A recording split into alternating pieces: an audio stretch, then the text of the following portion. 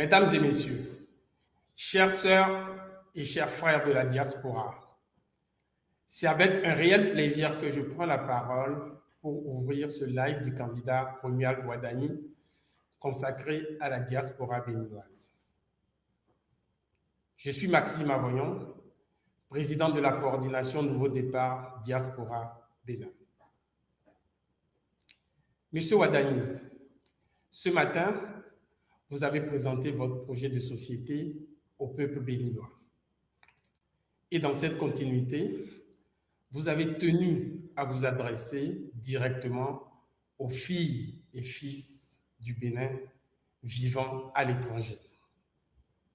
Au nom de la diaspora, je voudrais vous exprimer notre reconnaissance pour cette attention particulière. La diaspora se considère comme le 13e département du Bénin, profondément attaché à la vie politique, économique et sociale de notre pays. Le déroulé de notre séance s'articulera autour de 4 points. Nous débuterons par une brève présentation du parcours du candidat. Ensuite, son intervention, qui sera suivie d'une séquence d'échanges à travers des questions-réponses, et nous terminerons par un message de clôture. Chers invités, mesdames et messieurs, mes chères sœurs et frères de la diaspora, chers amis du Bénin, M. Romuald Boadagni est une figure centrale de la transformation économique du Bénin au cours de la dernière décennie. Depuis 2016, au cœur de l'appareil d'État, il a contribué à la mise en œuvre des réformes structurantes, au renforcement de la crédibilité économique du Bénin et à son positionnement sur la scène internationale. Aujourd'hui, candidat à la magistrature suprême, il porte l'ambition de poursuivre et d'approfondir cette dynamique de transformation tout en répondant aux attentes nouvelles des concitoyens et concitoyennes au Bénin comme dans la diaspora. Monsieur Romuald Boadagni, les Béninoises et les Béninois du monde entier, les amis du Bénin, qui sont très nombreux, sont connectés et vous écoutent. Merci, Monsieur Avoyon. Chers amis, merci d'avoir pris un peu de votre temps pour échanger avec moi cet après-midi à la suite de la présentation de mon projet de société. J'ai compris que beaucoup d'entre vous ont eu l'occasion de me suivre ce matin et donc l'exercice ici, ce n'est pas tant de répéter ce qu'on a fait ce matin, mais c'est peut-être donner quelques éléments de complément sur le projet, complément adressé à la diaspora. Et surtout, nous offrir quelques instants d'échange, répondre à quelques préoccupations que nos frères et sœurs de la diaspora voudraient bien me poser. J'ai indiqué ce matin que s'il y avait une chose à retenir des 10 dernières années, c'est que nous avons démontré que impossible n'était pas béninois. J'ai indiqué ensuite que les attentes de la population sont fortes dans plusieurs secteurs, nous les connaissons. Et comme désormais impossible n'est pas béninois, nous allons continuer tous ensemble à travailler pour progressivement apporter la prospérité à chacun et à tous. Pour la diaspora, quand on est à l'étranger, il y a un certain nombre de choses qui nous préoccupent. Et je suis bien placé pour en parler parce que j'ai eu l'occasion très jeune de partir également, d'étudier et travailler à l'étranger avant d'avoir l'honneur d'être appelé par le président Talon pour servir à ses côtés. Pour ce qui est des affaires consulaires, quand on est à l'étranger, on est souvent confronté aux problèmes consulaires, renouveler un passeport, inscrire un enfant qui naît à l'étranger, un certain nombre de choses. Je voudrais dire que la digitalisation de nos processus se poursuivra et notre ambition, c'est que très rapidement, on le fait déjà, mais très rapidement, qu'on soit à Porto-Novo ou à Washington, que les formalités administratives se fassent de la même manière et qu'on puisse recevoir chez soi, sur son téléphone, partout, ces documents sans forcément se déplacer. Il y a également besoin pour la diaspora d'être connecté, de savoir ce qui se passe, de pouvoir être au courant des opportunités qu'il y a pour investir. Nous allons en discussion avec les associations qui représentent la diaspora, en discussion avec les uns et les autres, regarder ce qu'il faut faire pour qu'il y ait plus de connexion entre la diaspora et le pays. Maintenant que nous sommes de plus en plus fiers de notre pays, je pense qu'il est temps pour nous de trouver le moyen de connecter nos frères qui sont de la diaspora beaucoup plus avec le Bénin. Nous avons beaucoup de nos compatriotes qui travaillent à l'étranger, souhaitent, une fois qu'ils ont terminé, rentrer chez eux pour la retraite. Il est possible aujourd'hui, avec tout ce qu'il y a comme nouvelle technologie, de leur permettre de commencer à épargner progressivement, de commencer à préparer leur retour, grâce notamment à la tokenisation. La tokenisation, nous l'avons dans notre projet, c'est-à-dire de société. Nous avons, dans les 10 dernières années, démarré le cadastre. Nous avons fait les réformes qui permettent en fait d'avoir la copropriété sur un bien. Nous irons plus loin et l'idée c'est que plusieurs jeunes de la diaspora peuvent aujourd'hui être propriétaires d'un millième d'un immeuble qui leur rapportera beaucoup plus que s'ils laissaient leur épargne sur un compte à l'étranger. Et tout cela fera l'objet d'un projet clair. Lors de la présentation du programme d'action du gouvernement, nous allons vous rentrer dans les détails et vous verrez qu'on va trouver les moyens d'utiliser la technologie, des moyens pour permettre à ceux qui sont à l'étranger, qui s'intéressent à leur pays, d'avoir l'information, ceux qui s'intéressent à investir, à préparer leur retour, d'avoir de quoi investir sans forcément de gros moyens. La technologie nous permet aujourd'hui, même avec 1 euro, 1 dollar, de commencer tous ensemble par ce que je disais tout à l'heure, la tokenisation, permettre en fait à plusieurs de se mettre ensemble et d'être copropriétaires de façon sûre et fiable, d'être propriétaire du même bien. Si vous avez aujourd'hui 100 dans la devise de votre pays où vous travaillez et que vous laissez à 1%, 2% dans votre pays et qu'on vous offre la possibilité de le placer aujourd'hui au Bénin de façon sûre, sans aucun doute, à des taux qui avoisinent les 7, 8, 10%, à partir du moment où il y a de la traçabilité et de la sécurité, je pense que nos compatriotes le feront. La difficulté que beaucoup de nos compatriotes ont pour investir, c'est que nous avons la démarche solitaire. Nous voulons de façon individuelle dire je vais acheter mon terrain, je vais construire, je vais investir. Mais si nous utilisons les techniques qui sont permises aujourd'hui par le développement de la science, les blockchains permettent de sécuriser nos transactions, la tokenisation nous permet en fait d'être copropriétaires du même bien. On n'a pas besoin aujourd'hui d'avoir beaucoup de moyens pour aller faire de l'immobilier. On peut déjà avec quelques euros, quelques dollars, quelques yuan, commencer déjà à investir ensemble et bénéficier de ce multiple, de cette rentabilité que bien souvent on n'a pas la possibilité d'avoir dans d'autres pays. C'est dire que non seulement l'enjeu des formalités administratives pour nos frères et sœurs de la diaspora est prise en compte, mais également dans le projet, nous envisageons comment faire en sorte que les difficultés que nos jeunes frères, sœurs, nos parents de la diaspora, les difficultés qu'ils rencontrent pour investir chez eux, on puisse les adresser grâce aux nouvelles technologies. Je pense que s'il y a quelque chose à rajouter à ce que j'ai dit aujourd'hui et qui a un intérêt pour les jeunes de la diaspora, ce serait cet élément-là. Et je voudrais, sans plus tarder, permettre en fait, aux personnes qui ont pris de leur temps pour se connecter d'aller plus en détail grâce aux questions qui seront posées. Merci. Merci, M. Romuald Wadagne, pour cette intervention. Comme vous l'avez annoncé, Nous allons à présent ouvrir la séquence d'échange qui nous permettra d'approfondir certains points de votre information, de votre intervention. Je me permets de commencer avec quelques questions. La diaspora béninoise constitue un levier important de développement. Quelles mesures concrètes comptez-vous mettre en place pour faciliter et sécuriser les investissements de la diaspora au Bénin?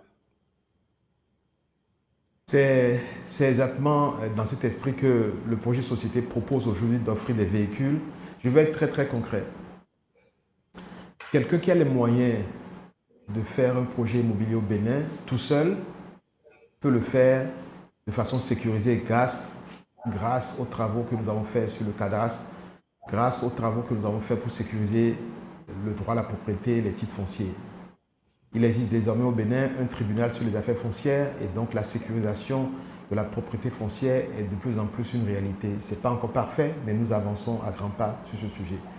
Donc quelqu'un qui veut investir et qui a les moyens de le faire, il y a quelques milliers d'euros pour acheter un terrain, etc., peut le faire.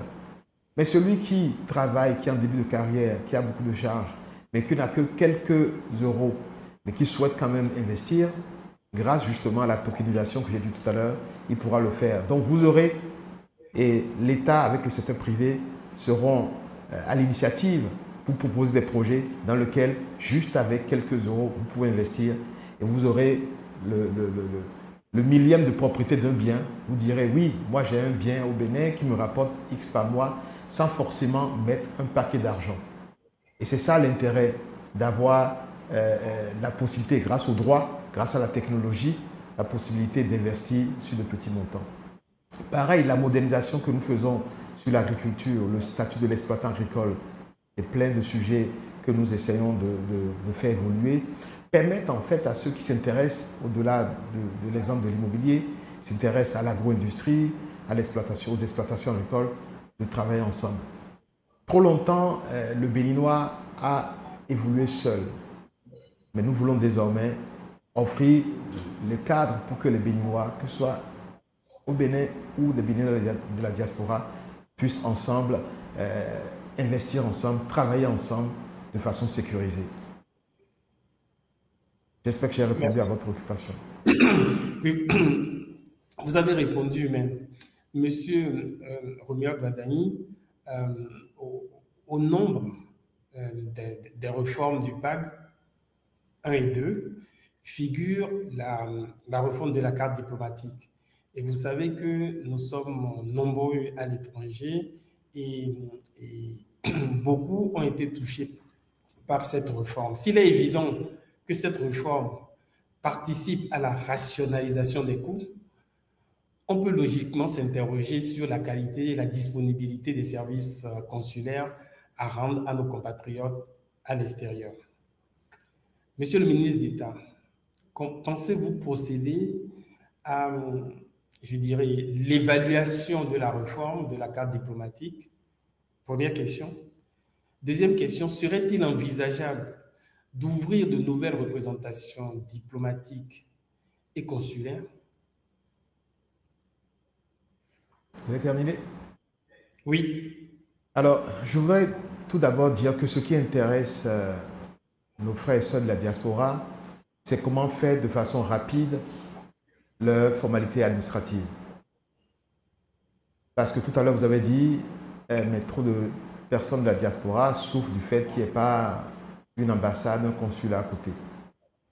Et donc, je voudrais d'entrée de jeu vous dire que la modernisation qui est en cours et qui va se poursuivre, qui va faire que, comme je l'ai dit tout à l'heure, qu'on soit à Porto Novo ou à Washington, qu'on ait la même facilité pour faire toutes ces formalités, que ce soit une déclaration de naissance, une pièce d'identité ou quelle que soit la formalité, renouveler un passeport, on doit pouvoir le faire dans des conditions sécurisées parce qu'aujourd'hui, les technologies nous permettent de pouvoir, grâce à la reconnaissance faciale, la biométrie, tout ce qui existe aujourd'hui, de pouvoir identifier proprement nos concitoyens et de procéder à tout ce qu'il y a comme formalité. Donc je pense que très rapidement, quand cette réforme sera une réalité, la souffrance de nos frères qui qui sont à l'étranger et qui doivent faire des kilomètres pour aller à un consulat, cette souffrance disparaîtra. Ça, c'est ça qui m'importe. S'agissant de la carte diplomatique, en fait, contrairement à ce que beaucoup pensent, ce n'est pas pour des questions de rationalisation de coûts, forcément, que ça a été fait. Dans des pays où aujourd'hui nous avons des compatriotes qui sont là et qui représentent l'État, mais qui vivent dans des conditions, je n'ose même pas qualifier, qui n'ont pas les moyens de s'offrir les mêmes, on va dire, accès aux mêmes services que ceux qui sont dans les pays. J'ai vu de citer un pays pour ne pas stigmatiser, mais ce que je veux tout simplement dire qu'aujourd'hui, avoir une ambassade n'est pas une fin en soi. Envoyer nos compatriotes dans des pays lointains, s'asseoir en 4 murs n'est pas une fin en soi. On installe une ambassade pour une raison donnée. La diplomatie du Bénin est orientée fortement aujourd'hui sur une coopération économique. Pour distinguer les affaires consulaires pour lesquelles la digitalisation et tout ce que nous faisons pourrait régler ces questions-là de façon définitive. Mais pour ce qui est de la diplomatie aujourd'hui, nous continuons à évaluer la nécessité pour nous d'être présents. Si demain, le Bénin devient un pays tellement puissant que sa voix compte sur certains sujets et qu'il faut être présent dans des géographies où la présence permet de façon concrète de jouer un rôle, nous irons dans ces géographies. L'idée qu'il faille construire, ouvrir des ambassades juste un peu partout pour pouvoir... Et je vais vous dire quelque chose. Bien souvent, les ambassades, nous les envoyons nos frères là-bas et on oublie de s'occuper d'eux. Et ça fait plaisir de dire nous sommes là, mais en fait, on ne s'occupe pas des gens qui sont là. Donc, à chaque fois que la question de la nécessité diplomatique du Bénin d'être présent quelque part se posera, on nommera des ambassadeurs. Et il y aura autant d'ambassadeurs que de pays où nous avons des relations. Mais attention, quand on est ambassadeur, ça ne veut pas dire qu'on est forcément résident. Ici à Cotonou, bon nombre de grands pays qui sont pourtant riches n'ont pas d'ambassadeurs résidents au Bénin. Beaucoup de pays du G20 ont des ambassadeurs près du Bénin, mais qui ne résident pas à Cotonou. Alors, est-ce que ça veut dire que ces pays du G20 n'ont pas les moyens? Non. Donc, la révision de la carte diplomatique n'a pas été dirigée, motivée par des raisons économiques. Ça, il faut vraiment, je saisis cette occasion pour le dire. Non, ce n'est pas ça la motivation. Quand un grand pays nomme son ambassadeur, mais que l'ambassadeur a résidence à des milliers de kilomètres de Cotonou, ça ne pose aucun problème. Ce n'est pas pour des questions de coût. Donc, de la même manière, tous les pays où nous avons besoin d'avoir une relation diplomatique, les ambassadeurs vont être nommés, mais ils seront résidents à Cotonou avec des feuilles de mission, les dettes de mission qui leur permettront de faire des allers-retours. Je peux vous assurer, vous êtes nommé ambassadeur auprès d'un pays très lointain, que je ne veux pas nommer, mais vous résidez à Cotonou, vous suivez l'actualité et à chaque fois qu'il y a besoin d'y aller, vous faites les allers-retours. Je peux vous assurer que vous serez bien plus heureux que d'aller vous retrouver à moins 20 degrés dans un pays sans contact, sans famille, en 4 murs. Et donc c'est ça l'idée. Il faut que nos diplomates ont droit au respect. Nos diplomates ont droit à l'attention de tout le monde. Et donc nos missions diplomatiques vont se poursuivre, comme beaucoup de grands pays le font aujourd'hui, en nommant des ambassadeurs auprès de tous les pays. Nous avons besoin d'avoir des ambassadeurs, mais à part les grands pôles aujourd'hui où nous avons des missions diplomatiques présentes, nous aurons des ambassadeurs non résidents qui sont à Cotonou, mais qui auront les moyens de s'occuper de leur mission de façon efficace. Merci pour cette précision. Nous allons poursuivre cette série d'échanges avec des compatriotes disséminés un peu partout dans le monde. Nous allons commencer par Arélis qui est aux États-Unis, qui va vous poser une question. Arélis, je vous laisse la parole pour poser une question car nous en avons plusieurs. Vous avez la parole, Arélis.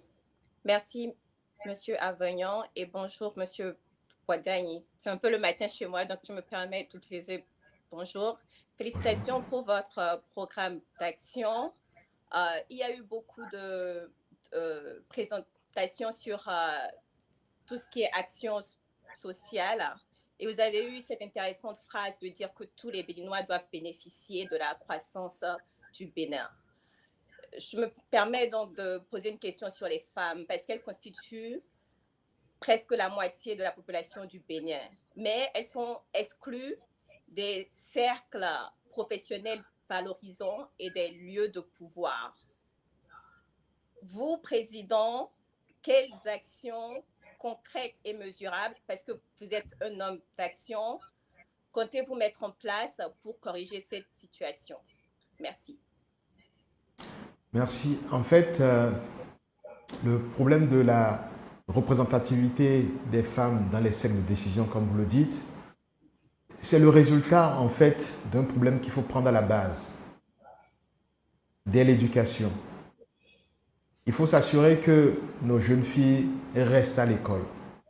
Il faut s'assurer que nos jeunes filles aillent très loin à l'école. Et vous allez voir dans mon projet de société, nous avons proposé de rendre l'éducation gratuite pour les filles. L'éducation est déjà aujourd'hui gratuite pour l'école primaire, pour tous. Nous proposons de rendre l'éducation gratuite pour toutes les filles.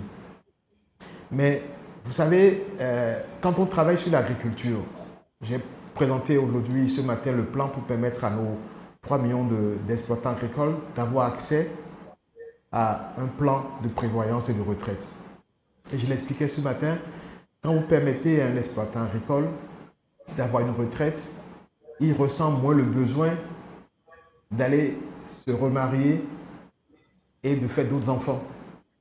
Et le fait pour lui aujourd'hui de vouloir se remarier avec un enfant généralement en scolarité, ça fait partie des choses qui contribuent à la déscolarisation. Donc si aujourd'hui le problème par exemple d'accès à l'assurance maladie à la retraite pour les paysans induit qu'en milieu rural, les filles n'ont pas la possibilité d'aller à l'école parce qu'elles sont vues comme des mères qui doivent faire des enfants, les enfants étant vus comme une assurance retraite. Vous voyez qu'en adressant ce problème de retraite paysan, vous êtes en train de permettre à vos jeunes filles de rester à l'école. Donc, nous avons aujourd'hui, grâce à l'Institut de la femme, une cartographie des difficultés qui font qu'aujourd'hui, nos filles n'arrivent pas à progresser à l'école, dans les universités. Et si elles ne sont pas dans les écoles, dans les universités, c'est difficile de les retrouver plus tard dans les grandes fonctions de l'administration. Donc, il s'agit donc de prendre tous les problèmes à la base, de les adresser, et ça prendra le temps. Mais nous sommes convaincus que ce que nous avons commencé depuis 10 ans, et le formidable travail que l'Institut de la femme fait actuellement, contribueront progressivement à faire que nous aurons autant d'hommes que de femmes dans les instances de décision à venir. Merci.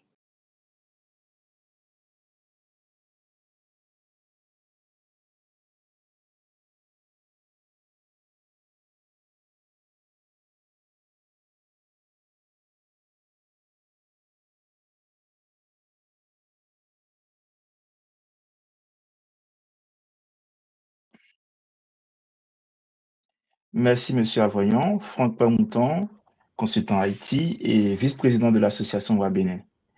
Merci, Monsieur Romia Douadaï, pour cette opportunité que vous accordez à la jeunesse, à la diaspora, pardon. Ma question est en lien avec le rapprochement de la diaspora avec le territoire national. Lors des Voodoo Days, la diaspora a beaucoup apprécié les vols spéciaux qui ont été affrétés pour se rendre sur le territoire. Est-ce que cette belle initiative va être pérennisée sous votre gouvernance? Merci, cher Franck. Oui, la réponse est oui. La réponse est oui, et je dirais que nous allons intégrer les autres géographies progressivement. Aujourd'hui, l'offre qui a été faite, elle a été pour nos compatriotes de la France, mais nous allons, dans les éditions à venir, nous assurer que nous intégrons cette opportunité pour d'autres géographies. Mais en fait, si vous voulez, les Voodoo Days sont pour nous quelque chose, désormais une institution. Hein. C'est un moment de retrouvailles entre nous et c'est aussi un moment de révélation du Bénin au monde. Nous avons fait cette initiative parce que nous voulons tester la possibilité de démarrer des vols charters sur le Bénin. Et les conclusions sont très positives. Je ne voudrais pas m'avancer ici parce que vous me connaissez, quand je dis ce que je vais faire, nous sommes en train d'étudier comment faire pour que, de façon quasi systématique, même au-delà des Voodoo Days, que nous avons l'opportunité de permettre à nos compatriotes de la diaspora de rentrer vraiment à des coûts très abordables au Bénin. Quand on a lancé cette initiative, On s'est aperçu par exemple que si nous arrivions à pousser de quelques mètres la piste d'atterrissage de notre aéroport, nous allons pouvoir faire atterrir des avions encore plus gros. Et plus les avions sont gros, plus les flux sont bas. Du coup, il y a des études en cours pour permettre de le faire. Et la réponse est oui, nous allons poursuivre. Mais les perspectives sont très positives parce que nous savons désormais que en poussant un peu plus loin la piste de notre avion, la piste d'atterrissage de notre aéroport, pardon, nous allons pouvoir avoir des cargos, des avions beaucoup plus grands. Et plus ils sont grands, plus le prix va être moins. Donc, c'est plutôt une initiative qui nous laisse assez positive sur la suite. Merci Franck pour votre question. Merci Monsieur Wadani pour votre réponse. C'est un effet d'annonce. Ce que vous venez de dire, beaucoup de compatriotes de la diaspora reviennent souvent avec cette question des vols sur le Bénin qui coûte actuellement cher. Donc, ce que vous venez de dire, je pense qu'il est rentré dans l'oreille de la diaspora et nous attendons avec beaucoup d'espoir la suite des événements. Je reviens vers vous. Mais ouais, je profite pour dire quelque chose. Malheureusement, hein, dans beaucoup de pays d'Afrique, les projets sont vus petits. On est resté tellement dans le sous-développement que même parfois nos partenaires se fixent comme objectif de faire en sorte que nous restons heureux dans la pauvreté. Parce que, en fait, on aurait pu penser notre piste d'atterrissage un peu plus longue, comme on l'a dans d'autres pays. Mais malheureusement, non. Pendant des décennies, on a fait avec. Le président Talon et son gouvernement a beaucoup fait pour moderniser l'existant. Malheureusement, la population s'est rapprochée de façon considérable de l'aéroport. Donc, il faut beaucoup de calculs, beaucoup d'études pour voir comment étendre cet aéroport et permettre de ramener de gros porteurs sur dans notre pays.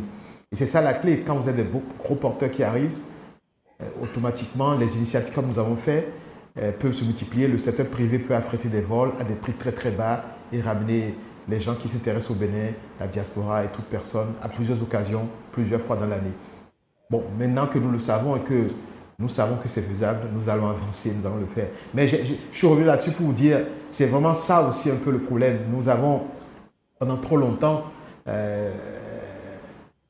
on a été convaincus que quand on est africain, qu'on n'a pas de ressources naturelles, on devrait juste avoir pour seul objectif de tout faire pour être heureux dans la pauvreté. Et le président Talon est venu nous dire non. Il a créé une nouvelle voie. Il a montré que l'impossible n'était pas béninois. Pour peu qu'on suive une vision claire, qu'on travaille avec abnégation. Merci. Merci, Monsieur Wadani. Vous avez parlé ce matin du chic et vous nous avez donné l'espoir du chip. Donc, c'est dans le même ordre d'idée. Hein. Merci beaucoup. Je reviens vers vous, Monsieur Romuald Wadani, avec une question complémentaire. Et vu le temps qui passe, je ne sais pas si on aura le temps de passer à d'autres questions, mais c'est une question très importante. Le Bénin que vous envisagez de diriger présente un paradoxe frappant. D'une part, des réalisations structurelles visibles et indéniables et la persistance de la pauvreté au sein de la population d'autre part. Vous savez, M. Wadani, la diaspora béninoise est très sensible à la vie des frères et des sœurs qui vivent sur le territoire. Nous entendons souvent parler du panier de la ménagère, nous entendons parler, nous sommes souvent sollicités sur les difficultés de nos compatriotes sur place au Bénin. Et la question qui ressort de tout ça, M. Wadani, c'est après avoir suffisamment serré la ceinture pendant 10 années, peut-on s'attendre à desserrer la ceinture les 7 prochaines années dans notre pays? En fait, comme je le disais ce matin, le développement est un processus long et par étapes. Et j'ai indiqué ce matin que nous avons réuni les conditions pour passer à l'étape d'après. Et cette étape d'après va permettre, parce qu'on en a les capacités, de s'attaquer à la pauvreté de masse. Et là où ça fait le lien avec la diaspora, c'est que quand vous avez un parent qui est resté au pays et qui est malade et qui n'a pas une assurance maladie, mais qu'est-ce qu'il fait? Il vous appelle, il vous sollicite pour que vous lui veniez en aide. Mais quand nous allons régler le problème d'accès à l'assurance maladie, à la retraite, pour une grande partie de nos concitoyens aujourd'hui, qui sont notamment dans le milieu agricole, qui travaillent mais qui n'ont pas accès à une retraite. Et vous voyez qu'automatiquement, ça va soulager nos frères de la diaspora qui doivent cotiser et renvoyer à leurs parents qui sont restés au pays. Et donc, ce que je veux dire, c'est que le fait pour nous d'attaquer les problèmes de développement par la proximité de l'action publique va avoir pour corollaire des compatriotes du Bénin qui ont moins besoin de solliciter les gens de la diaspora. Donc, si quelqu'un de la diaspora a le sentiment que toutes ces économies vont en soutien aux personnes restées au pays, mais je pense que plus on se développe, plus nous arrivons à régler le problème nous-mêmes parce que nos parents ont des mécanismes d'accompagnement et nos frères de la diaspora ne se sentiront plus pressurisés par les attentes, les demandes qui viennent du pays. Merci, merci à M. Ouadani pour toutes ces réponses que vous avez apportées aux questions qui vous ont été posées.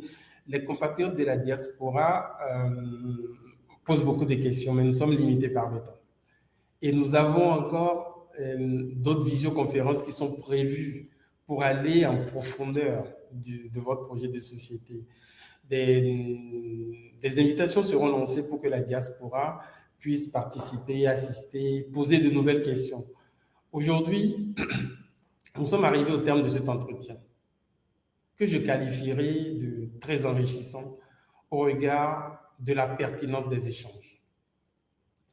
Monsieur Ouadani, à travers ces quelques questions, vous l'aurez constaté, les Béninois et Béninois résidant à l'étranger sont particulièrement attentifs et engagés quant à l'avenir de notre pays pour les années à venir. Ils portent une volonté réelle de s'impliquer dans les dynamiques de transformation au service du progrès et du mieux-être de nos populations. Par ma voix, je voudrais vous adresser nos sincères remerciements pour avoir bien voulu, en primeur, partager avec la diaspora votre vision et les orientations que vous proposez pour notre pays. La coordination Nouveau Départ Diaspora Bénin que je représente en appelle à la mobilisation de l'ensemble des compatriotes au Bénin, à l'extérieur, en vue des échéances électorales à venir.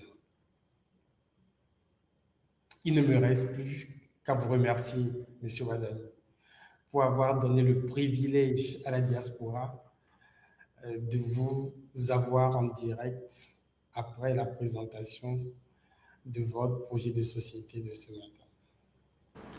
Merci. Si vous permettez, M. Avoyon, je voudrais saisir cette occasion quand même pour dire à nos frères et sœurs de la diaspora que nous allons tout faire pour rendre le vote électronique à distance pour nos frères de la diaspora une réalité. J'ai indiqué ce matin que la technologie serait un outil transverse qui doit nous accompagner à moderniser notre administration.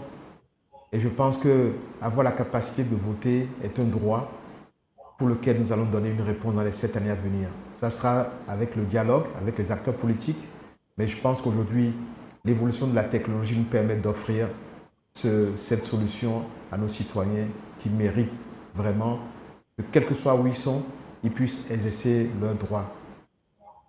Nous pouvons le faire et je m'engage à faire les échanges avec les partis politiques, les institutions pour que rapidement nous arrivions à ça. C'est possible aujourd'hui avec la technologie, beaucoup de pays le font.